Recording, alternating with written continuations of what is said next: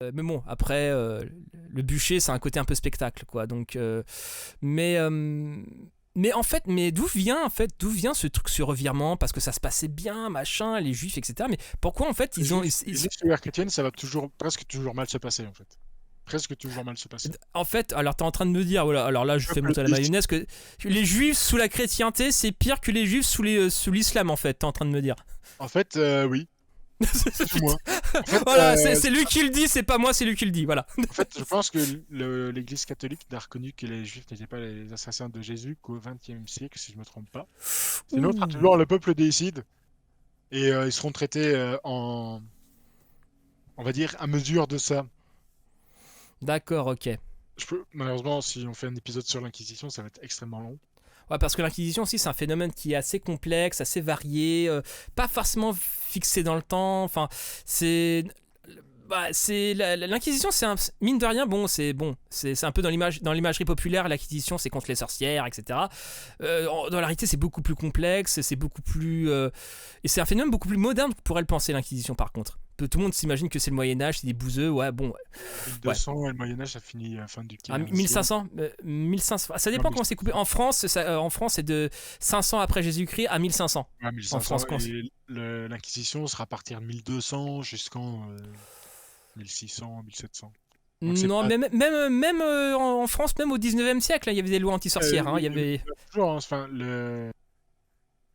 l'Inquisition romaine, donc la congrégation de l'Inquisition romaine universelle, fondée en Hmm, 1542, a été hmm. remplacée par la sacrée congrégation du Saint-Office en 1908. Ça, j'adore le titre. Tu sens que tu vas prendre tarif avec ce genre de titre. Mais ouais, c'est l'Inquisition. Après, de quelle Inquisition on parle? Mais voilà, l'Inquisition est un petit peu que tout le monde connaît, enfin que tout le monde est un peu dans l'imagerie populaire, même au cinéma. C'est avant tout un phénomène qui est pas enfin c'est avant tout un truc qui n'est pas réellement moyenâgeux. C'est venu après le Moyen Âge en général. Il y a Et toujours avant d'ailleurs. l'Inquisition, ça se passait Hmm, quand même pas trop mal, malgré les trois religions, ça se passait quand même pas trop mal. On dit c'est pas ouais. idéal, mais ça a permis, comme j'ai dit avant, d'amener la philosophie des pays En fait, méditerranéens, et notamment aussi la liberté des marchandises, la liberté du savoir. la liberté du capital. Bah, c'est plus scientifique en fait. Enfin, quand je dis Euh, marchandises, c'est pas euh, forcément des marchandises comme bon, des hashtag. tissus. C'est plus Hmm, des matériaux en fait qui n'étaient pas utilisés ici, hmm. notamment des choses scientifiques. D'accord, ok. L'astronomie aussi. Ah, la circulation des savoirs, quoi. Hmm. D'ailleurs, Et. Spinoza était un Maran, enfin descendant de Maran. Mais dans l'Espagne des Trois Légions, dans ce chapitre, il va Mhm, notamment décrire beaucoup de penseurs qui vivaient en Espagne, mhm, Portugal, en Espagne musulmane et en Espagne chrétienne, enfin catholique. mhm, Parce qu'il faudra faire la distinction entre les deux. mhm. Il a notamment parlé de Moïse Ibn Ezra, qui est aussi un grand penseur, un grand écrivain, un grand poète. Je vous conseille d'aller lire, c'est toujours sympathique. D'accord. Et en fait, la chrétienté a décidé arbitrairement en fait de foutre la merde en fait. C'est un peu ça le. Enfin, C'est un oui, peu ça, il et y avait. Est-ce qu'il y avait de vraies raisons de foutre la merde ou est-ce que c'est vraiment arbitraire 100%, on va dire. c'est plutôt arbitraire en fait.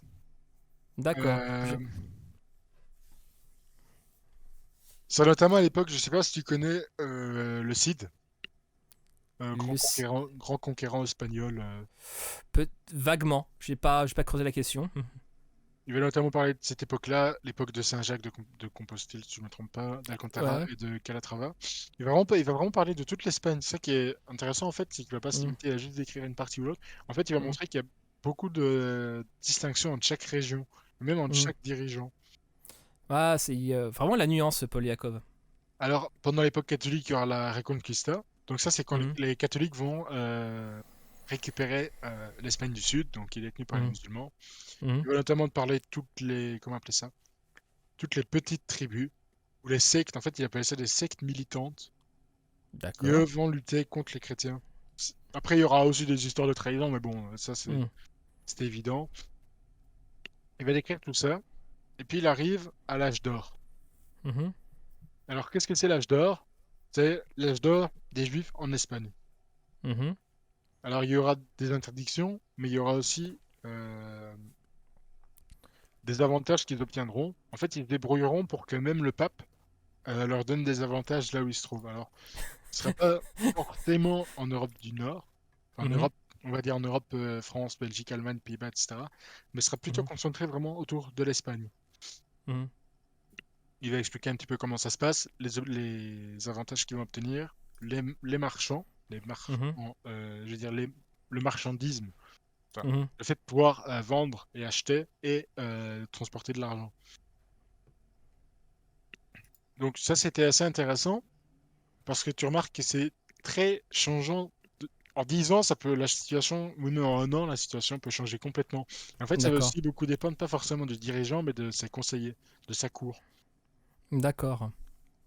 Bon, il y aura aussi l'histoire des excommunications, il y aura des interdictions, mais Mhm.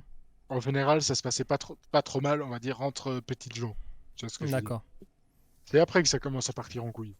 Donc, D'accord. il y aura notamment les fameuses fables, comme, Mhm. comme Polyakov appelle ça. En fait, c'est des Mhm. fables antisémites, donc c'est des fausses histoires, mais qui se Mhm. propagent. Les Juifs bouffent leur sang, enfin, les Juifs bouffent vos enfants, les Juifs boivent le sang des enfants pour vivre plus vieux. Oui. Enfin, on la connaît, la rhétorique antisémite. C'est- c'est- Mais en Antisémite, fait, mais ces fables-là ont popé d'un seul coup sans raison, en fait. en fait, elles ont popé petit à petit. Alors parfois, c'est à cause de gens jaloux, parfois, Mhm. c'est juste à cause de gens cons. Genre, les mecs, ils se faisaient chier, tiens, au lieu de faire le forum jeux vidéo 18-25, on va faire ça, quoi. Voilà, c'est un peu ça. C'est C'est d'accord, ok. Mais c'est beaucoup histoire de jalousie, en fait. Ah, parce que, ouais, bah, vu que des juifs avaient des postes à responsabilité, ça a dû susciter, Voilà, voilà, ce genre de choses, quoi. voilà, c'est ça. C'est quelque chose d'assez répétitif. Et surtout, en fait, comment dire, de focus sur les juifs, enfin, c'est pas juste propre à l'époque, même au 19e siècle, c'était le racisme le plus répandu en France, par exemple, sur les juifs, hein, l'antisémitisme le plus répandu, c'était l'antisémitisme bourgeois, parce qu'après la Révolution française, bah, les juifs ont accédé à la citoyenneté française, donc ils sont allés dans les grandes écoles de la République française nouvellement acquise.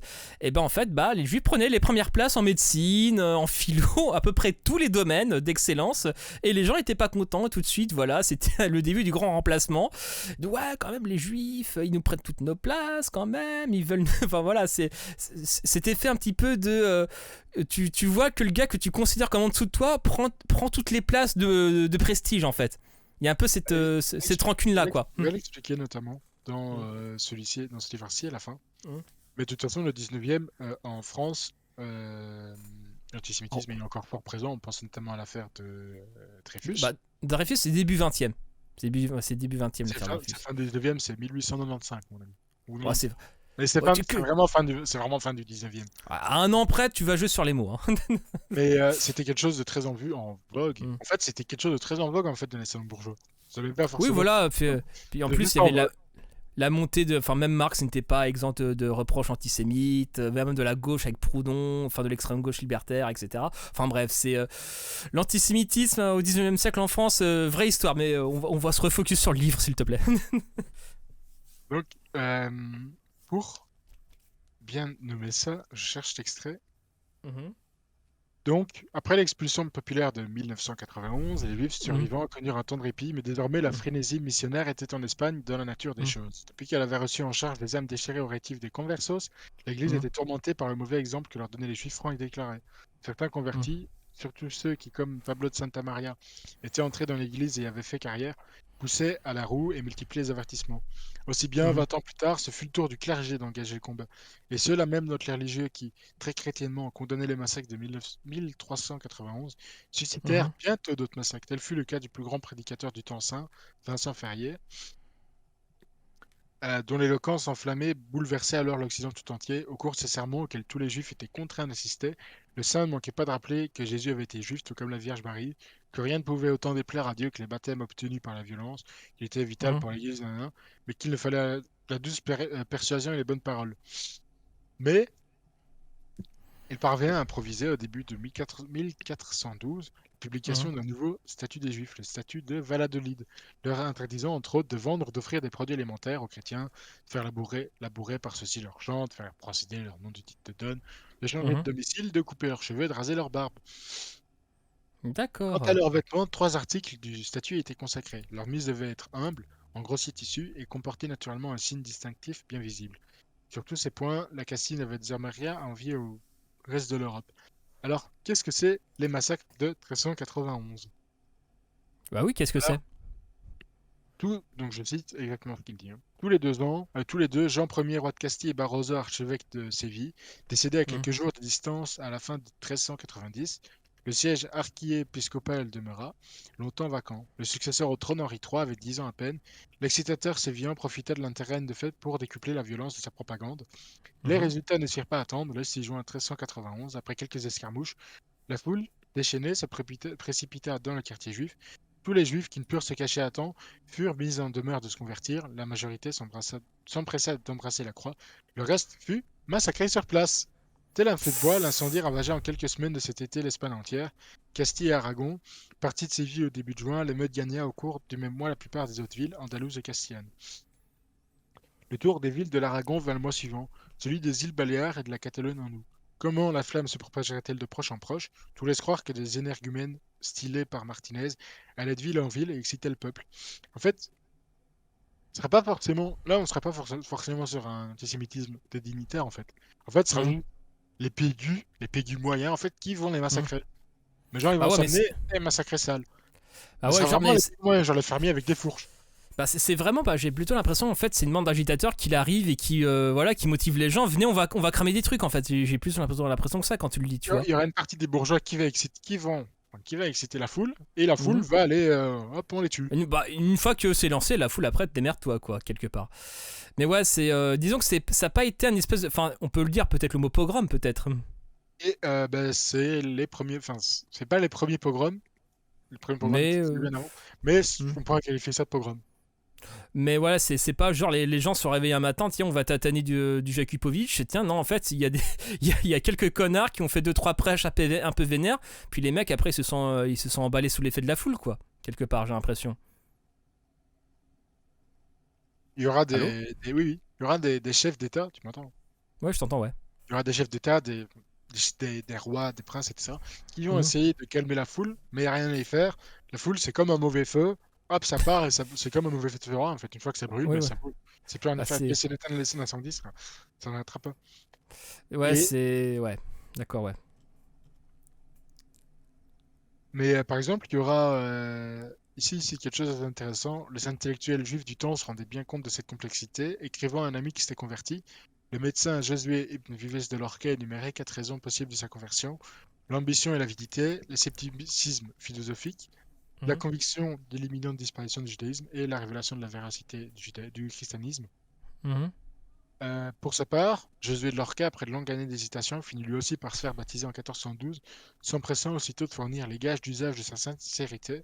Il devint alors, sous le nom de Geronimo de Santa Fe, le convertisseur le plus acharné de sa génération.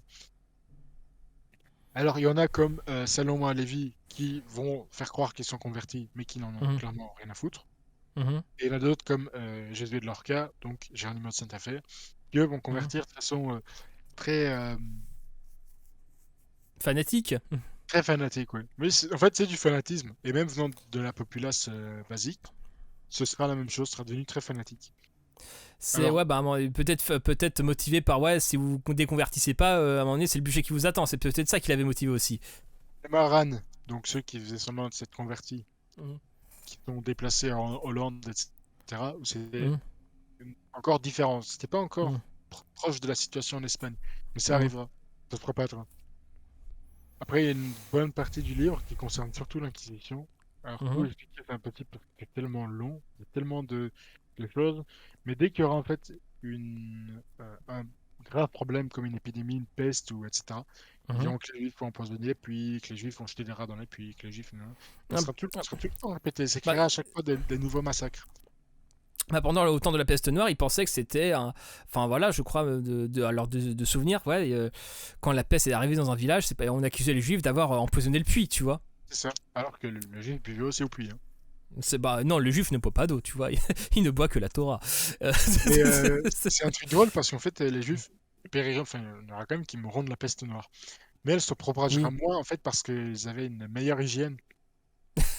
Mais c'est même pas une blague en fait. Mais tout, hein. Mais ils ont décidément. En fait, c'est juste une meilleure hygiène qui a permis de réduire, on va dire, la propagation de la peste noire. C'est vrai qu'ils vivaient plutôt en quartier. Oui, parce que pour les théories des médecins de l'époque, la peste noire se répandait par l'eau. Donc les gars ne se lavaient pas.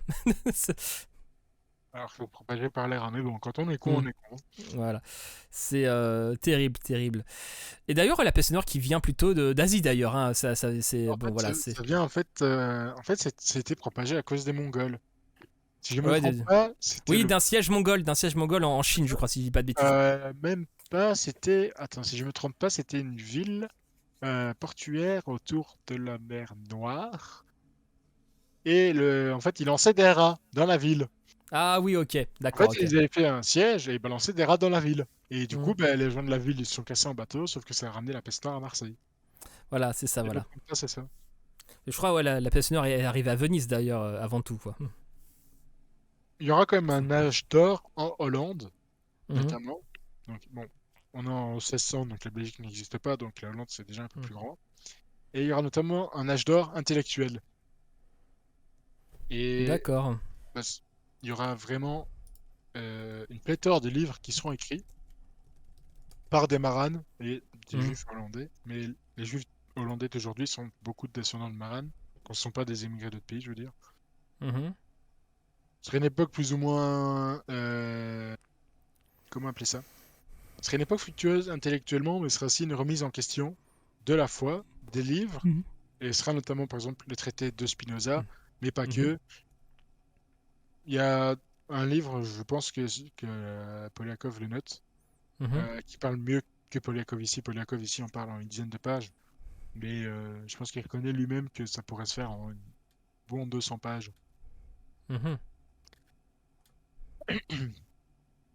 Cependant, je ne sais pas si tu connais, je pense que si je ne me trompe pas, son nom c'est Sabotaï.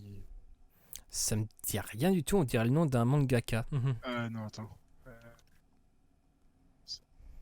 Ça- Même, je vois, même sur la fiche Wikipédia de la peste noire, il y a même, ouais, il y a même un paragraphe violence contre les juifs. Bon, à un moment donné, voilà, quoi. Tout est dit, quoi. C'est Sabataï Sévi. Alors Mhm. c'est intéressant parce que Lévi, j'allais dire Lévi, Poliakov en parle, Mhm. mais il en parle d'une façon un peu, comment dire? En fait, c'est quelque chose qui se passe après le Moyen Âge, donc on est en Mhm. 1650 environ, et ce sera un prédicateur, et ce sera un Mhm. messie. Enfin, il se prétendra être un messie. Mhm. Et ce qui est intéressant de savoir, c'est que ça s'est passé dans les années 1600, donc l'islam est déjà bien implanté en Turquie, etc. En D'accord. tout cas, mieux implanté que si c'était passé 7 ou 800 ans plus tôt. Et pourquoi est-ce que c'est intéressant? Parce qu'en fait, il y aura beaucoup même de musulmans qui suivront. Il sera suivi par Mhm. beaucoup de juifs, mais il y a des musulmans qui suivront. Il y aura des musulmans qui se convertiront même, si je ne me trompe pas. D'accord. Et il va notamment créer un courant dogmatique, fanatique, qui s'appelle le Mhm. sabbatanisme. Et il y aura beaucoup de critiques, notamment vis-à-vis de ça. Et ça va encore créer de nouvelles distorsions, en fait, dans l'idéologie. Pas l'idéologie, comment on appelle ça? Ça va créer de nouvelles dispersions intellectuelles et de nouvelles fragmentations, en fait, D'accord. entre certains juifs, entre certains rabbins.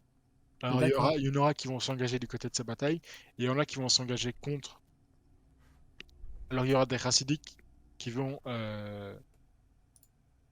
apparaître suite à ça. Et le Mhm. chassidisme, en fait, c'est un courant qui était très, très implanté en Pologne. Pour donner un ordre d'idée, si je ne me trompe pas, à Varsovie, il y a plus de 250 synagogues, Mhm. dont beaucoup étaient chassidiques. Alors, le chassidisme aujourd'hui n'est plus idéalement le même, idéologiquement le même, on va dire, que celui de l'époque. Alors, on est plus ou moins en 1700-1800. Mhm. Se rendre compte que 200, 150 ou 200 synagogues à Varsovie, c'est énorme, hein. Varsovie, c'est pas une Mhm. ville, c'est pas Paris, quoi. C'est une grande ville, mais quand même. Mais en fait, il y en avait dans toutes les rues. D'accord. Alors, fait assez drôle. En fait, ils pouvaient pas se mettre au même niveau que la rue, ils devaient se mettre plus bas. Si je me Mhm. trompe, ouais, ils devaient se mettre plus bas. Les églises, c'était plus haut. Il me semble que c'est ça l'histoire. Et en fait, ils construisaient une marche vers le bas. Et puis, le, le fond de la salle, ils le construisaient plus haut. Mhm. Les catholiques n'aimaient pas trop. Ouais. Mais il y a beaucoup d'histoires autour de ça. On va éviter d'épiloguer là-dessus. Mais je Ouais. trouve ça intéressant. Polyakov en parle dans le livre. Mhm. Et moi, je le sais parce que j'ai dû aller voir. Mais Mhm. c'est juste. En fait, c'est très. En fait, le 15e, 16e, 17e, 18e, même en deux pays voisins, ça va être très différent. Et même en Ouais. certaines régions, ça va être très différent, notamment vis-à-vis des réactions, de comment ils sont considérés. Mais Mhm. quand la merde est quelque part, elle va se déplacer vers d'autres régions. En Ouais, fait, mais avec des conséquences différentes, on va dire. avec Ça des sera conséquences, pas. je pense. Ouais. Il y en a où ils s'en foutront un peu, et il Mhm. y en a où ça ne fera que jeter de l'huile sur le feu, en fait. D'accord, ok. Sa bataille, par exemple, il a attiré de nombreux fidèles avec lui,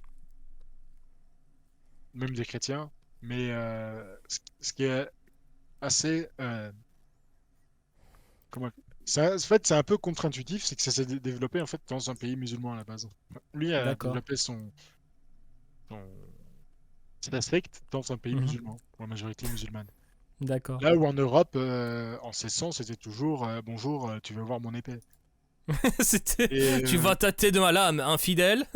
mais la torture, il en parle aussi, c'était assez violent. Je te dis, il y a des villes, des rues, des villes où ils se foutaient le feu, il y a des villes, il y a un fort qui nomme, un château, si je me trompe pas, où Mhm. ils vont résister, Mhm. mais dans 99,99% des cas, c'est la mort. C'est Ou suicide, ils c'est suicident. même pas, À la fin, ils en ont marre, ils disent ouais, c'est bon, se prendre par les autres, on se suicide. Et hop. Et il y en a qui vont carrément tuer toute leur famille. Il y a des mères qui vont tuer leurs enfants, leurs maris se tuer. Enfin, c'est complètement ouf fou. En fait, c'est, quand j'ai lu ça, je me suis dit, mais qu'est-ce que. Pourquoi il bah y en a des fait, personnes qui en a parlé nulle part, mais c'est complètement fou en fait. C'est bah presque c'est fou. irréel. C'est ouais, mais c'est irréel, ça montre aussi la peur qu'inspirait l'Inquisition quelque part aussi. Tu vois, si les mecs s'en sont réduits à ça, à un moment donné, bon, et en face, ça devait déconner zéro, quoi. C'est- Puis j'imagine un peu le téléphone, un peu les ragots, les commérages sur l'Inquisition, comme quoi. Enfin, je pense qu'en plus, les rumeurs faisaient que l'Inquisition, c'était vraiment le croque-mitaine ultime quelque part en termes de ragots, quoi. Et c'est bien que quand les mecs se pointaient, limite, c'est bon, les mecs se pissaient dessus, quoi. Non, l'Inquisition, non, ça déconnait zéro, quoi. Si les gens en étaient réduits au suicide collectif, à un moment donné, bon, je pense qu'ils avaient envie de vivre, hein, les gens, quelque part, hein, tu vois. Mais quand c'est des rues entières et des forts entiers qui se suicident, c'est que les gars devaient inspirer la crainte.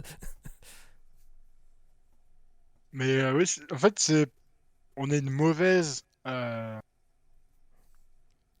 Comment appeler ça? En fait, il y a une trop grande ignorance collective en fait vis-à-vis de l'Inquisition, alors que l'Inquisition c'était quelque chose de purement catholique en fait. Ça n'a jamais existé avant. Alors oui, il y a eu des massacres, mais c'était pas à ce point-là en fait. Disons que ça prenait pas ce côté nettoyage ethnique, en fait, tu vois ce que je veux dire. Et puis c'était pas dans une telle proportion. C'est-à-dire que t'avais pas, ça s'étendait pas sur de telles régions. Hmm, Parce qu'il y aura aussi l'Inquisition en Allemagne. Il y aura, en fait, hmm, ce sera partout, il sera la merde un peu partout. hmm. En Angleterre aussi d'ailleurs, ça a été. D'ailleurs, même la dernière personne brûlée pour sorcellerie, je crois que c'était une femme, c'était en Angleterre d'ailleurs, hein, si je dis pas de bêtises. Mais ouais, et même, je crois même le manuel pour déceler le démon et la sorcière et la sorcellerie, c'était un anglais qui l'avait écrit. Il y Mais avait, tout ça. il me semble que Polakov parle dans le livre d'un anglais. Je me Mhm, rappelle plus qui c'est par rapport à quoi c'est. Mais j'avais trouvé ça intéressant, je ne l'ai pas mhm. noté. Il parle en anglais en fait qui va écrire un des ouvrages les plus antisémites qui ait pu exister. Et c'est notamment Mhm. un des ouvrages qui va développer les autres en fait. Ouais, qui va servir de source D'accord. d'inspiration pour les autres. D'accord. Attends, je vais taper livre contre la sorcellerie. Tac, attends, on fait. Angleterre, tac, on fait les vérifications en direct. Tac, Angleterre, parce que ça digresse à mort. Tac, la seule série mystifiée, non, ah je sais plus. Je mettrai l'épisode de On va faire court sur les sorcières et l'Inquisition, ça peut être un bon pour se donner une idée dans quelle proportion a été l'Inquisition quelque part et où historiquement ça se situait géographiquement. Je mettrai ça dans la description. Et je pense que ça parle de notre anglais un peu taré quoi. Et sinon, t'en es à peu près où dans le bouquin? Là, t'es sur le dernier chapitre? Là, on va commencer le dernier chapitre. Ouais, d'accord, ok. Le temps du ghetto. Le temps du ghetto. Ouais, c'est l'heure du J'entends, ghetto. j'entends déjà la musique de John Williams, déjà, je l'entends. Donc, tu voudrais parler de ce chapitre ou t'avais encore des trucs à dire sur celui-là? Je pense qu'on peut clore ici le côté Ouais. espagnol. Ouais, parce que ouais, mais gardez à l'esprit quand même quand l'inquisiteur se pointait, les rues entières se suicidaient. Voilà, c'est le gars, c'était Just Dread, c'est la violence quoi. Ce qui est. En fait, c'est un peu partout. C'est Mm. quelque chose qui ressort, qui est, comment dire, qui est, c'est une constante. En fait, il y aura plus ou moins d'antisémitisme, mais il y Mhm. aura toujours une différenciation, en fait. Mhm. Il y aura des régions où la différenciation n'est pas dramatique du tout, Mhm. mais il y a des moments où ça a été un fameux bordel. En cas de crise, en cas de peste noire, là, par contre, la différence devient, ça devient compliqué à assumer, quoi. Ouais, il y avait des endroits où c'était pas la fête, hein. Ah, si, c'était la fête, mais pour leur cul, quoi, quelque part. Ouais, voilà. Ouais, c'est les C'est- catholiques qui faisaient la fête. Il y c'est, aura non moins pogrom, hein. Enfin, il y a même un site où on peut avoir la liste de tous les pogroms, etc., de tous les massacres. La liste est longue, hein. Extrêmement longue, hein. et pour le coup, l'Europe, j'imagine que c'est assez central, quoi. En Europe, ça va être... Enfin, ça dépend de quel côté de l'Europe. Il y aura des côtés de Ah, l'Europe où ce sera relativement calme. Italie, en Italie encore, c'était encore assez. Même à Rome, par exemple, c'est à Rome, autant catholique en Italie, c'était mhm, encore même assez particulier à ce moment-là. mhm. D'accord. En fait, c'est vraiment très différent de région en région. Et c'est extrêmement complexe. C'est impossible Ouais, de c'est pas résumer ça. c'est pour ça que faut lire le livre. C'est Ouais, voilà. faut clairement lire le livre. Mm. Là, on fait Il est juste pas une. ultra long, hein. Enfin, Ouais, mais moi, il m'a impressionné. Je m'en souviens quand j'ai essayé de le lire, j'avais dit, wesh, aiguille-moi vers un rabbin parce que là, il y a trop de références à la ligne. C'est compliqué, quoi. Disons que c'est pas une lecture tranquille. C'est pas un roman de Dan Brown. On est bien d'accord, mais faut s'accrocher, quoi. c'est 500 pages environ, un peu moins. Mais ouais, il faut. Bon, ce qui est drôle, c'est qu'il y a à peu près. Enfin, ce qui est drôle. Ce qui est étonnant, c'est qu'il y a exactement une. Il y a à peu près 6 pages complètes, 7 pages complètes de Mhm. références bibliographiques. Non, il y a même 9 pages. On va dire, il y a 10 pages complètes de références bibliographiques. D'accord. Mais c'est écrit en tout petit. Il y Ah, a beaucoup, beaucoup. je vois très bien. Je pense qu'on a la même édition. Je vois très bien la taille, hein. Il y a beaucoup de références. Donc, même lire tout ça, faut avoir sacrément de temps. C'est voilà. Mais et donc ouais, tu voudrais revenir aussi sur le chapitre sur les sur Vars, enfin j'allais dire sur Varsovie, sur Les les ghettos ghettos, c'est d'Europe, ça, oui. les Donc, ghettos, ouais. on est plus ou moins en 1500. Pardon?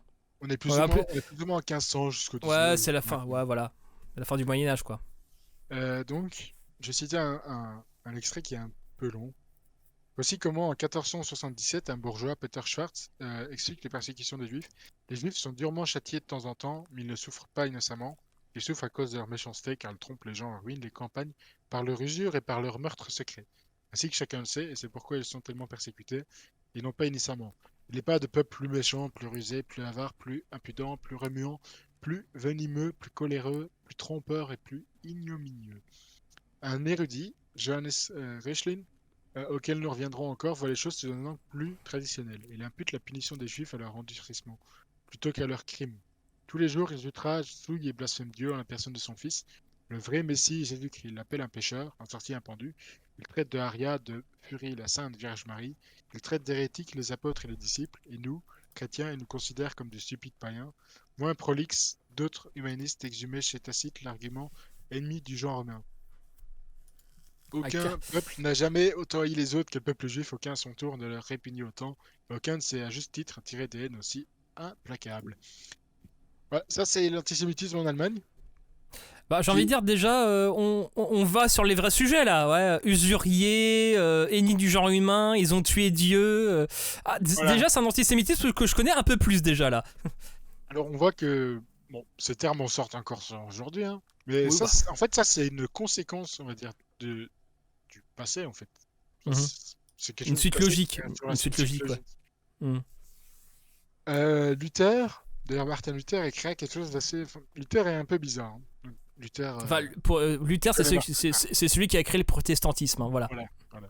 Donc en 1542, Martin Luther publiait son célèbre pamphlet contre les Juifs et leurs mensonges. Il conseillait tout d'abord de ne jamais entrer en discussion avec un Juif. Tout au plus, s'il est impossible de faire autrement, faut-il se servir à leur rencontre de ce seul et unique argument.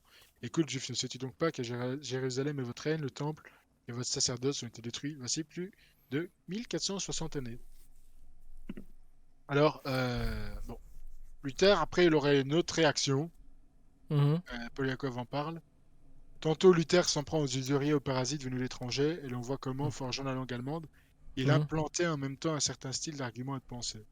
En vérité, les Juifs étant étrangers ne devaient rien posséder, ce qu'ils possèdent Mhm. devrait être à nous, car ils ne travaillent pas et nous ne leur faisons pas de cadeaux. Ils détiennent néanmoins notre argent et nos biens, et sont devenus nos maîtres dans notre propre pays, dans leur dispersion. Luther après aura une autre réaction, mais sera... En fait, il va Sera. aussi... En fait, il dit, il est aussi facile de convertir un juif que de convertir le diable, car un juif, un cœur juif, sont durs comme un bâton, comme la pierre, comme le Putain. fer, comme le diable lui-même. Ah Tu ouais, vois, le gars. philosophe enfant de diable, tu vois.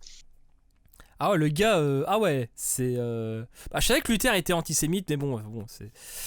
Enfin, de toute façon, qui ne l'est pas, quelque part. Mais. Antisémite, c'est quelqu'un qui déteste les juifs un peu plus que les autres. C'est bien Bah, qu'il c'est dit. ça, voilà. Merci. On fera les blagues sur les juifs un peu plus tard dans l'émission, promis. on, fera, on fera les vraies vannes. Mais ouais, c'est. Oui. Ça n'empêchera pas qu'il y aura un intellectualisme juif qui va se développer. Alors juif, pas au sens, enfin, en partie au sens religieux, mais pas que au sens, aussi au sens Mhm. culturel, au Mhm. sens analytique, au Mhm. sens... En fait, ça ne va pas forcément suivre les lois, ça sera parfois des critiques des lois. C'est là où on aura Mhm. beaucoup de savants qui vont sortir, des nouvelles écritures, des nouveaux livres, etc.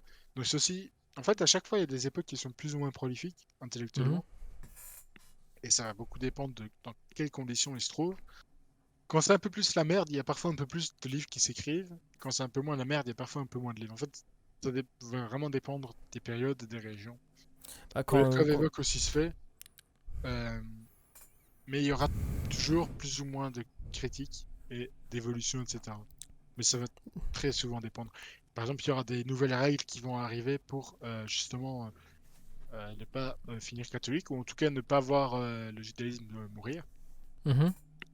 Donc ça va être très adaptatif. Et il y aura carrément des gens qui vont remettre en cause certaines règles des rabbins, notamment par rapport au suicide, par exemple, pendant Mhm. l'Inquisition. Mhm. Donc, c'est là qu'on aura aussi des scissions, euh, comment dire, des Ah, schismes des schismes, intellectuels, ouais, des ouais, ouais, ouais, schismes. des. C'est C'est ça, là où on va voilà, avoir des des schismes. grands schismes. Mhm. Maïmonide lui-même aura apporté un schisme.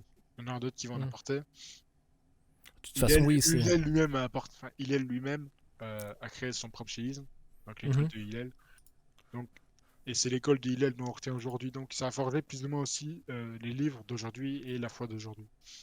D'accord.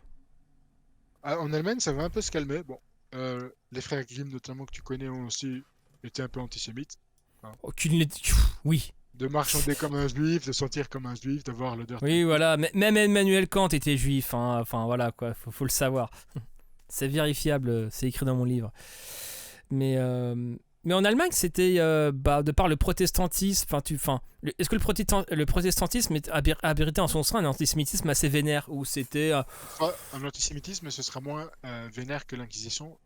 Il y aura d'accord. probablement des massacres, Mhm. mais ce sera quand même beaucoup moins vénère. Bon, il y a Mhm. des fonctions qu'ils ne peuvent pas occuper, Mhm. parfois. Ça va aussi dépendre de l'Inde, etc. Mais c'est aussi une époque particulière en Allemagne. Notamment, il y aura beaucoup de juifs qui vont partir en Pologne, où la vie sera beaucoup plus simple. Ils vont Mhm. notamment permettre le développement économique en fait de la Pologne, D'accord. de la Lituanie. C'est pour ça qu'on a un judaïsme lituanien, par exemple. Donc, il Mhm. y en a beaucoup qui vont partir et qui vont aller dans des terres plus hospitalières.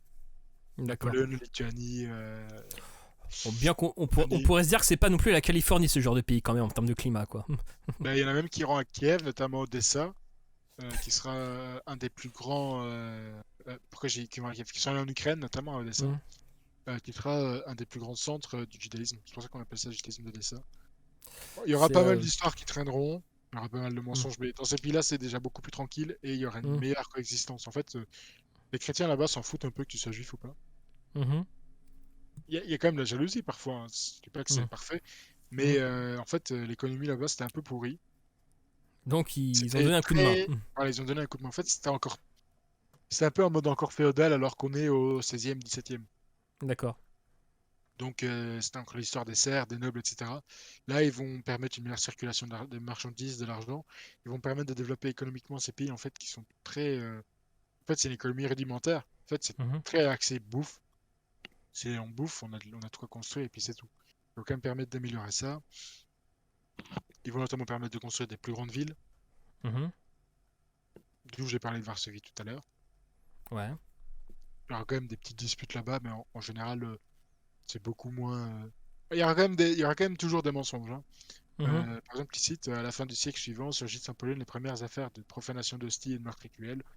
En 1400, cédant somme-t-il aux insistances du légat pontifical Jean de Capistran, le roi Casimir Jagiellon abroge une partie des privilèges juifs. 30 ans plus tard a lieu l'expulsion des juifs de Varsovie, suivie de celle de Cracovie d'une tentative d'expulsion globale de Lituanie. Si, de la sorte, avec un décalage de quelques siècles, et qui correspond au décalage dans le développement intellectuel et économique entre l'Est et l'Ouest de l'Europe, l'histoire semble se répéter, elle mhm. prendra néanmoins pour l'avenir des juifs polonais un tour assez différent. Donc les sentiments hostiles des populations polonaises ou slaves en général aient longuement tardé à naître et à se donner libre cours. Au contraire, ils devinrent, si peut se faire, plus violents encore que dans les autres pays. Alors en fait, c'est aussi une partie qui explique pourquoi ces pays-là, d'Europe de l'Est et Europe centrale, en fait, se sont beaucoup moins développés que l'Europe de l'Ouest. C'est qu'en Mhm. fait, il n'y avait plus de juifs, ou très C'est peu. c'est- c'est En fait, terrible. ils sont cantonnés à ce qu'on appelle les shtetl. Dans la Mhm, région, ils peuvent. Mais il y aura, même si en Allemagne il y a toujours l'antisémitisme, les Juifs savent encore y vivre. Ou en Allemagne ou d'accord. en- aux Pays-Bas, par exemple, en Hollande. Mhm, Ils savent toujours y vivre, ils savent toujours faire transiter les marchandises, ils savent toujours comment gérer des affaires, etc. Et comme j'expliquais tantôt tout à l'heure avec le terme d'usurier, mhm. ils vont permettre à des gens moins riches de gagner, en fait. De permettre d'avoir comment, comment appeler ça? On va partir S'enrichir, quoi. en mode capitaliste pur, mais Oui, de voilà. s'enrichir, en fait. Parce qu'ils Oui, n'aient pas voilà. de ça permet de développer le marché, les ventes, etc. Mhm. Ah ouais, c'est Et bon, c'est des. au lieu de te trimballer avec trois camions, trois charrettes pleines de pièces d'or, bah, tu avais un Mhm. coupon et tu l'amenais chez le mec et c'était fini. Ah, c'est ça, voilà. Et ça permet, ça développera notamment fortement l'économie. Oh la vache. Et, et dans ce chapitre-là, qu'est-ce qui t'a vraiment percuté aussi? Bah, il y avait déjà ce fait-là. Donc il y a déjà le fait D'accord. que entre l'Est et l'Ouest, il y aura l'expulsion qui jouera. Alors ce sera pas la seule raison, hein. Et ce Mhm, sera du bien, mais mhm. ça va jouer un certain rôle tout de même. Ouais. Euh, Il y aura toujours une fracture dans le judaïsme là-bas. Il y aura une remise encore en question des lois talmudiques.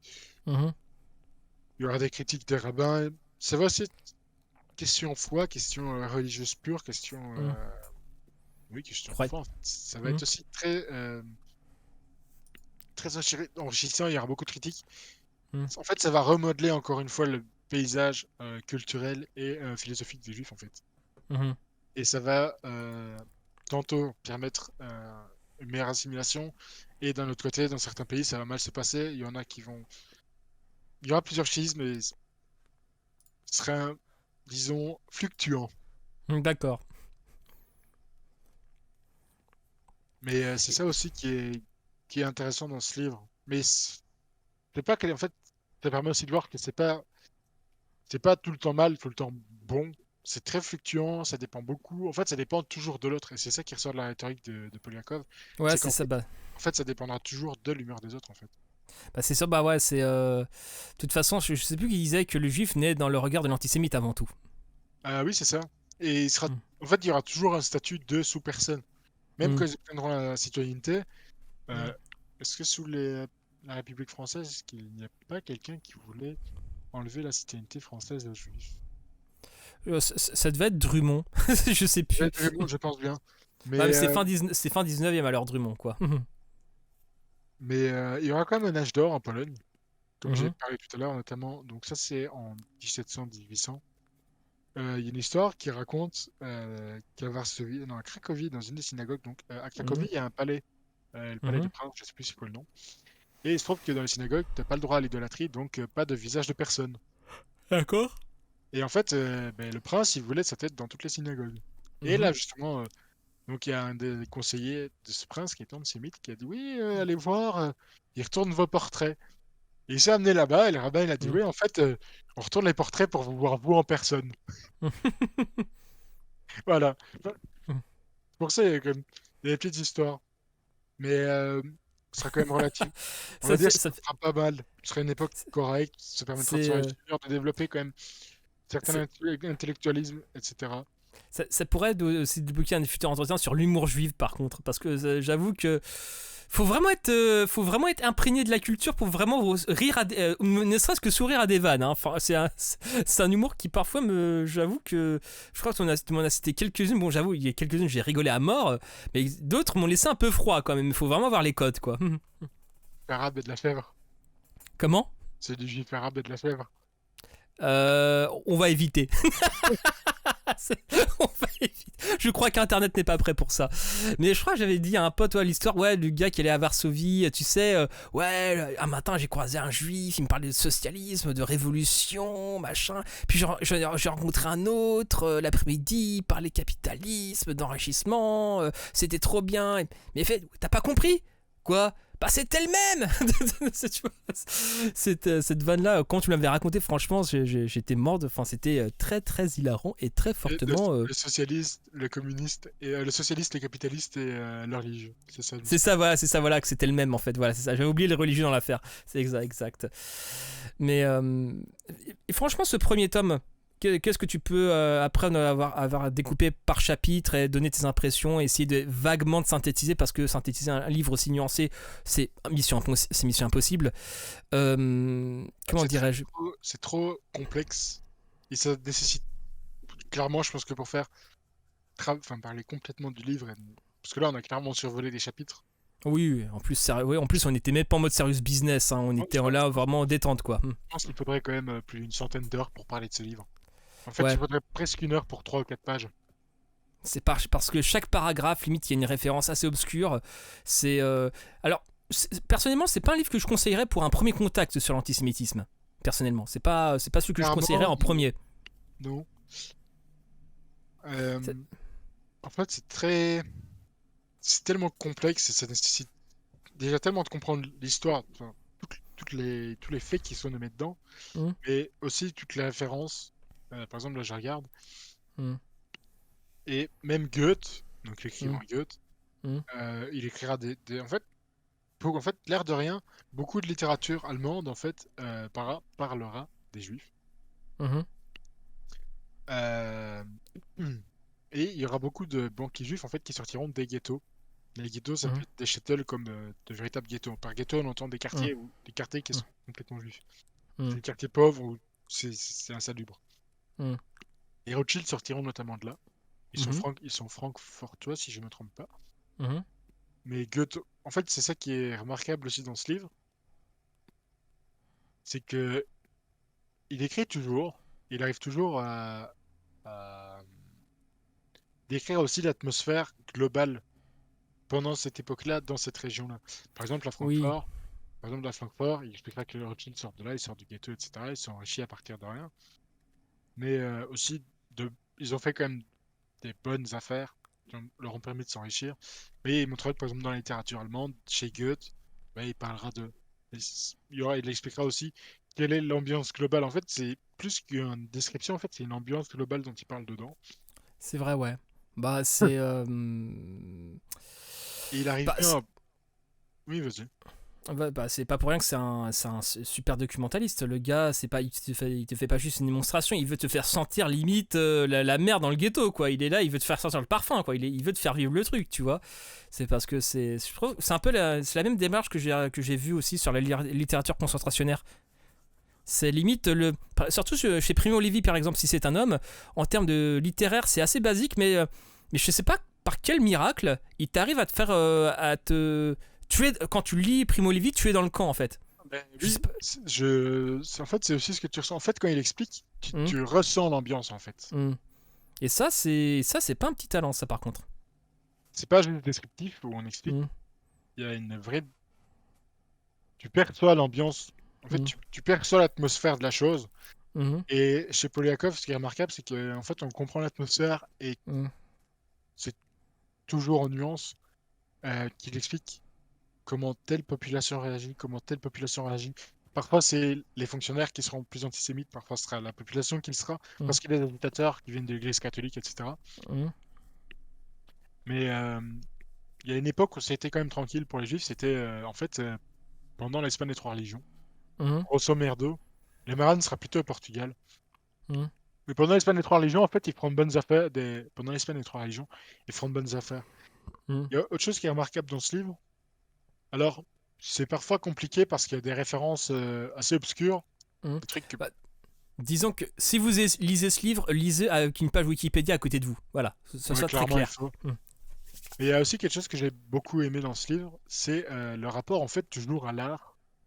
Par exemple, il va notamment parler des poètes, comme il dit le roi poète Salawan, etc. En fait, je trouve Hmm. ça toujours intéressant parce que après, quand tu vas lire les poésies ou que tu remarques où il parle de poètes, de philosophes, de savants, Oui, et tu sais à quelle époque que ça a été écrit en fait. en fait, c'est à quelle époque c'était écrit, mais en plus, tu outre le rôle de financier, comme dans certains qu'il est fait, etc., tu remarques aussi que ce sont des propagateurs de savoir, en fait. Hmm. Et comment le savoir va arriver en Europe, comment les sciences profanes vont arriver en Grèce, etc.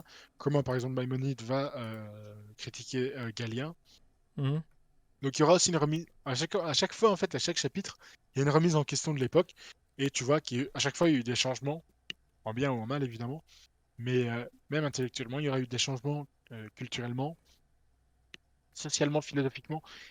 Et tu arrives à percevoir, ou en tout cas, ça décrit déjà beaucoup de l'antisémitisme actuel, et tu comprends en fait le cheminement. En fait, un véritable Hmm. cheminement qui est expliqué dans le livre.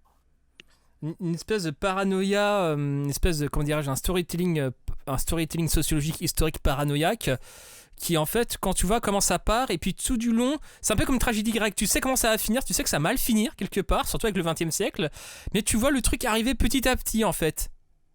C'est ouais, pour moi c'est une pièce de théâtre vraiment, enfin c'est une tragédie quoi quelque part, tu vois. Tu vois le truc parce que si on voudrait vraiment troller, tu vois, voilà, comme je l'ai dit au tout début de cet entretien, les chrétiens et les juifs étaient affublés des mêmes tares. Mais sauf qu'aujourd'hui, au XXIe siècle, qui est affublé de contrôler le monde, d'être voilà la fameuse causalité diabolique, comme dirait Paul Yakov, tu vois, voilà, enfin, c'est en fait, voilà quoi, c'est quand tu vas un petit peu à l'origine de tout ça, tu te rends compte de l'absurdité la plus totale, quoi. C'est complètement absurde et Le, en le fait, côté, sera toujours en fait, il y a quelque chose qui revient souvent en fait, c'est le phénomène de comment appeler ça? De gourou. Enfin, j'appelais ça un gourou. ouais, Alors pas le gourou dans le sens sectaire, mais hmm. gourou dans le sens idéologique, un peu comme Soral est un gourou et un grand Ouais, voilà, con c'est ça, et un voilà, grand ouais, ouais. con et il a enculé Poupette. Je vais effacer ça en montage. Vas-y, ouais, bah oui, à un moment donné, voilà quoi. Non, c'est pas Poupette, c'est Poupetto, voilà, respecte-toi. Pardon. Mais il y aura toujours ce phénomène et il y aura souvent des gens qui vont essayer de calmer la situation et des gens qui vont la l'amplifier. L'excité, ouais, Il y aura des humanistes, c'est un terme toujours un peu pourri, mais ouais. par exemple Erasme sera Hmm, beaucoup moins virulent, par hmm, exemple que certains auteurs ou hmm, même que certains philosophes que des gens apprécient aujourd'hui, hein. hmm. Donc il y a toujours un rapport de poids et de mesure qui est toujours fluctuant. Il y a des régions où ce sera beaucoup plus fort, des régions où ce sera beaucoup plus atténué. Il y a des régions où Mhm, clairement ils s'en foutent de ce que les gens racontent et où mhm. les gens les font pas chier, où ça se passe bien. Et il y a des régions où ce sera l'enfer et ils se casseront. Et il y a des régions Ouais. où d'un siècle à l'autre, ce sera plus la même histoire, ce sera plus les mêmes avantages. En C'est fait, tout change tellement vite c'est que ça même aussi, dans le hein. livre de 400 pages, c'est pas possible de tout résumer, enfin de tout nommer. Mais Hmm. on a déjà un très très gros morceau. Même si c'est réduit à 480 pages, on a déjà un énorme morceau. C'est ça aussi un peu l'aspect un peu pervers des sciences humaines, tu vois, c'est pas comme les sciences dures où 1 est égal à 1, tu vois, que ce soit au XXe siècle ou à 500 après Jésus-Christ, 1 est égal à 1, tu vois ce que je veux dire. En sciences humaines, pendant un moment ça peut très bien se passer, l'antisémitisme ne prend pas, puis un siècle plus tard ça peut prendre de manière beaucoup plus facile, et on pourrait expliquer pourquoi, mais il y aura toujours peut-être une part assez mise. Pourquoi ça n'a pas pris il y a 100 ans et là ça a pris, tu vois, il y a toujours un côté fluctuant dans les sciences humaines, et c'est pour ça que voilà, que les sciences humaines n'est pas considérée entre guillemets comme une science dure, une science exacte, mais c'est juste l'objet d'étude des sciences humaines est beaucoup plus, c'est moins carré, tu vois, c'est moins figé. En fait, tu vois, enfin, étudier un phénomène social sur 1000 ans, c'est autre chose que étudier l'uranium. Tu vois ce que je veux dire? Et puis, L'ura- Mm, c'est tellement complexe comme sujet, c'est tellement mm, vaste. mm, Mais je trouve que ce livre fait déjà beaucoup de travail et surtout il amène une autre façon d'analyser. mhm. Alors, il y en a qui apprécieront le livre et d'autres qui l'aimeront pas. Mhm. Mais Bah, question fiabilité, c'est compliqué de faire plus fiable que ce livre en fait. Parce que lui-même, quand il y a quelque chose dont il n'est pas sûr ou que c'est pas avéré, mhm. par exemple, un seul auteur va répertorier, il va quand même le noter et il cherche quand même des contre-sources. Donc, Mhm. Mais après, on pourra, question je crois que je n'ai- fiabilité, c'est très très très compliqué de critiquer ce livre. Et on pourrait dire que ouais, effectivement, ces deux livres sont un peu datés, donc on a fait des progrès. Mais malgré tout, Poliakov, ces deux livres sont toujours bons à lire. Hein. Je crois même que j'en ai discuté avec Eastony par rapport à ça. Enfin, il y a assez longtemps d'ailleurs. Je lui avais demandé si Léon Poliakov c'était du sûr, tu vois, histoire. Bon, je sais que c'était du sûr, mais je voulais un peu voilà valider le truc. Il m'a dit ouais, Poliakov c'est du très bon, même si on a fait sur certains points, il m'avait dit que c'était un peu dépassé, mais au vu des ressources qu'il avait à l'époque, ça reste du très bon. Il m'avait dit. Il me semble que dans certaines versions, Mm. ils ont remodifié un peu. Je Mhm. pense, je ne suis plus sûr, faudrait que je regarde. Il Ouais, me mais semble voilà, que- Mais c'est difficile de faire mieux. ouais, voilà, ça reste. Malgré que le truc commence un peu à dater quand même, tu vois, mais ça reste toujours C'est du un très bon. ouvrage qui a. C'est du très bon. C'est un ouvrage qui a déjà plus de 50 ans. Ouais, mais ça reste quand même. Même aujourd'hui, ça reste encore du très très bon. Même c'est encore à recommander, quoi. Mais oui, c'est réellement à recommander. Donc, Après, si vous voulez vraiment vous initier à l'antisémitisme, c'est bon. Je vous conseillerais déjà ma série d'épisodes qui vont sortir déjà. Et peut-être le livre de de Delphine Horviller, tu vois, c'est Réflexion sur la question antisémite. Je pense que c'est un livre beaucoup plus accessible pour commencer. Beaucoup plus. Oui, c'est réellement plus accessible. C'est C'est beaucoup moins technique. c'est beaucoup moins technique. Après, si vous voulez vraiment monter en skill, vraiment vous faire mal, bah regardez l'histoire de l'antisémitisme que je mettrai dans la description, voilà. Enfin, tout est dans la description en fait. Je mettrai tout dans la description, vous inquiétez pas. Et si vraiment vous voulez devenir le hard boss big boss final du game, lisez les deux livres parce que et là, je pense que sur le sujet vous serez calé, objectivement. Je pense que après la lecture de ces deux livres, plus aucun Soral peut vous entourlouper. Je pense. Ça aussi. Là, l'édition que j'ai, elle est de 1981. Attends, je vais regarder l'édition que j'ai. Attends. C'est indiqué sur les premières pages.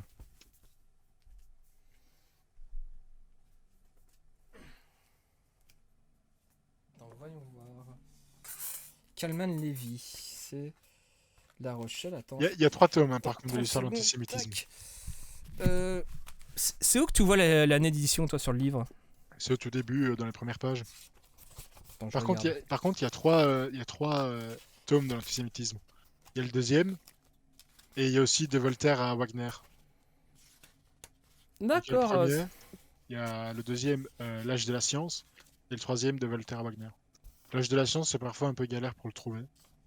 L'âge de la science, je crois que. Non, je l'ai trouvé, l'âge de la science, par contre. Ah, mais il est un peu cher, il est à 25 €. Ouais, c'est vrai qu'ils l'ont pas réédité depuis.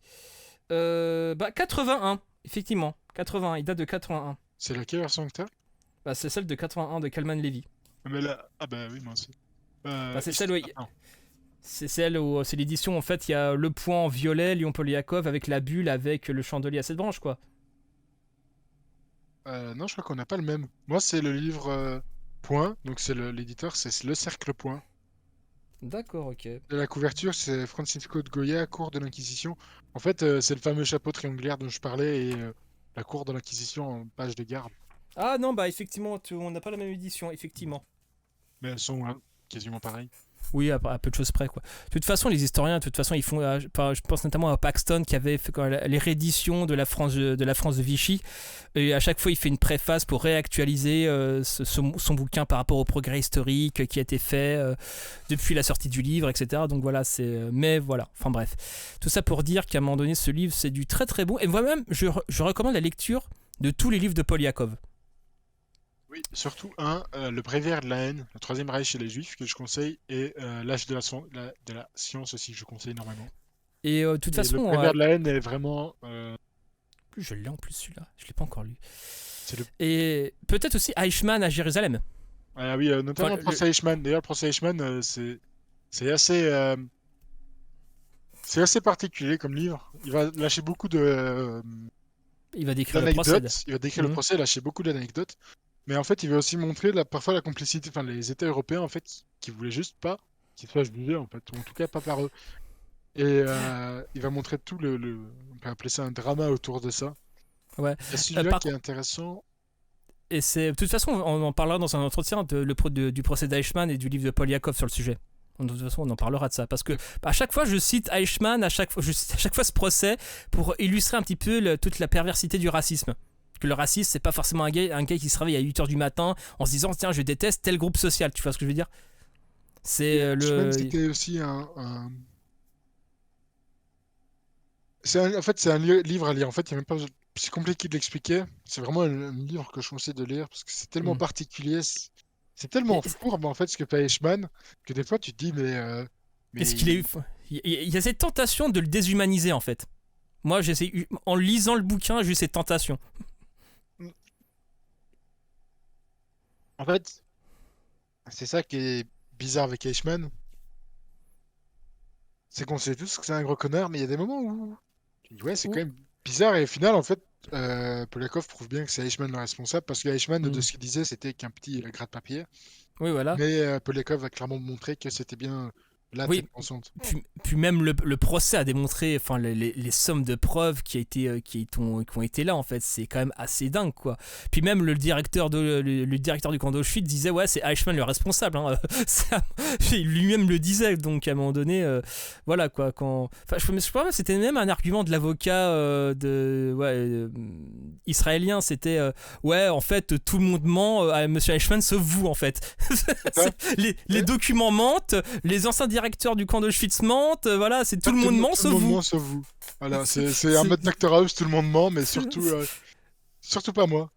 C'est ça, voilà, Mais c'est. c'est ça avec Eichmann, en fait, c'est extrêmement pervers. En fait, Mm. c'était extrêmement pervers. Mais surtout, il avait une. Enfin, on va pas spoiler, je vais pas trop spoiler, mais peut-être un dernier point, c'était. Il avait une. Comment dirais-je, il avait ce côté bonne conscience. Genre, oui, c'est entre moi et Dieu. Non, mec, c'est entre toi et les 6 millions de morts que t'as quand même. C'est compliqué, tu vois. Et il va tout le temps remettre en cause. En fait, il aura jamais tort. Il sera jamais responsable de rien. C'est les autres, c'est un gratte papier. Puis quand ils prouveront que que c'était une tête pensante, oui, mais non, mais il ment. Mais... C'est ça qui est. C'est même mis devant le fait accompli, devant l'irréfutabilité, le gars, il est là, il lâche rien, quoi. Non, mais c'est ça. Soit il est dans le déni complet, soit c'est un menteur, mais d'une. Enfin, moi je pense personnellement que c'est un menteur, mais après, bon, c'est là où tu vois un petit peu tout le courage des nationaux-socialistes, hein, dès que c'est. Enfin, même ce qui est même ironique avec Eichmann, c'est qu'il supportait même pas la vue du sang. Euh, non, il va juste s'amener une fois près des fosses Mhm. et c'est tout. Après, Et c'est tout. et en fait, ça Ça le faisait tellement dégoûté que c'est lui qui va mettre en place une solution plus. plus propre, entre guillemets, que la Shoah par balle et le Voilà, Shoah parce par. que la Mhm. Shoah par balle, il y a une forêt en Pologne qui s'appelle Splitowska Góra, je crois Mhm. que c'est ça. En fait, Mhm. les soldats nazis devenaient fous, en fait, à force de tuer Ouais, voilà. à force de massacrer en fait des femmes, des enfants et tout à Mhm. la mitraillette, en fait, ils devenaient fous et Mhm. ils tuaient leur chef, ils se suicidaient. En fait, ils se tuaient même entre eux, ça devenait complètement. Ça devenait n'importe quoi. Enfin, même certains responsables, même c'était dans le livre Les Hommes ordinaires de Christopher Browning, tu voyais que les gars ils commençaient à dérailler sévère quoi. C'était, tu me diras c'est normal aussi. Attends les mecs, ils arrivaient dans un village, ils tuaient femmes, enfants, vieillards, tout le monde. Enfin à un moment donné, enfin Ils voilà tuaient, quoi. à la fin, ils tuaient à la grenade, enfin, ça devenait complètement fou. Ça n'avait, surtout qu'à la base. C'était pas forcément des gens endoctrinés par la SS, en plus c'était des maçons de 40 ans passés, tu vois, c'était des gens normaux en fait qui faisaient Et ça la en plupart du fait, temps. il y a une femme que je connais qui a fait, il me semble, un bouquin. Et c'était une analyse, en fait, des gens qui constituaient les SS et tout ça. Et en fait, j'ai remarqué qu'à la fois, à chaque fois, c'était des gens, en fait, très éduqués. Enfin, ouais, C'est des ingénieurs, des trucs comme ça, des oui mais architectes. C'était pas le pégu moyen alcoolique du bled, hein. oui, voilà, c'est ça. Mais notamment, enfin, je pense notamment au livre de Christopher Browning où c'est justement un régiment exprès pour illustrer la soumission à l'autorité, etc. Que tout le monde sous les bonnes conditions entre guillemets peut faire le pire. Bah en fait, il avait pris ce groupement de, voilà, je sais plus le terme technique allemand des gens des commandos qui arrivent dans les villages pour les tuer par balle. C'est un, C'est pas les Sonderkommando, je sais plus. Attends, je je sais vérifie. plus le nom technique allemand, mais voilà, c'était un régiment de réserve qui, voilà, qui était composé de maçons, d'électriciens, de plombiers. Enfin, c'était pas les gars, ils avaient rien de SS, hein, c'était Non. juste des Allemands normaux, quoi. Et, le garde disait, ouais, voilà, aujourd'hui on va ralasse le village, on va tous les flinguer. C'est pas Et Les Sonderkommando, c'était les prisonniers de la camp de concentration. C'est les Mhm. Einsatzgruppen. Les C'est groupes ça, d'intervention. c'est ça, ça sonne plus vénère comme blase. Mais voilà, c'est le gars, voilà, il se pointait dans les villages et le gars leur disait, ouais, voilà, on va flinguer femmes, enfants, vieillards. Puis voilà, quoi, c'est ça le projet, quoi. Et la plupart des gens obéissaient, quoi. Ils obéissaient pas de bon gré, mais ils obéissaient quand même. Et après, à la fin, les mecs, ils pétaient le plomb, etc. C'était bon, ça, j'ai envie de dire, c'est logique. Tu peux pas massacrer autant de monde sans quelque part, être choqué, etc., péter un plomb. Pour moi, c'est humain. Je pense que ça a dû exister, mais pour moi, dans l'immense majorité des gens qui font ça, ils finissent par péter un câble. C'est juste pas possible. Tu vois, toi, tuer des vieillards ou des enfants de 5-6 ans, genre en mode vas-y, une balle dans la tête, enfin, comme ça pendant des mois, mais à un moment donné, bon, ça n'a pas de. C'est bon, voilà, quoi, c'est normal, quoi. Enfin, normal que les gens pètent les plombs. Donc, je pense que là, on est en train de teaser un petit peu les futurs entretiens qu'on va avoir. Tu seras un peu mon token, voilà, juif, on va dire ça comme ça, juif belge, on va dire quand même. Hein. Et peut-être le mot, enfin, est-ce que tu auras un mot de la fin par rapport à ça, par rapport au top 1 de Paul Yakov sur l'histoire de l'antisémitisme? Est-ce que franchement,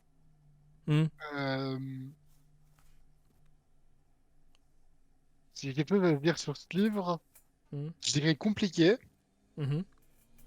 mais je dirais aussi à la fois très très très instructif. Je pense que. En fait, je pense qu'il y a très peu de livres qui sont aussi pointus. Aussi pointus, oui.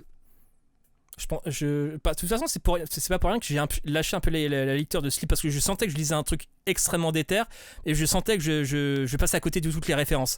C'était très frustrant d'ailleurs. Donc enfin bref, bon, pointu, compliqué, instructif, je pense que tout est dit. Enfin bref, c'était Alex et Martin Eden en direct du Wokistan. Bisous à vous. Bisous.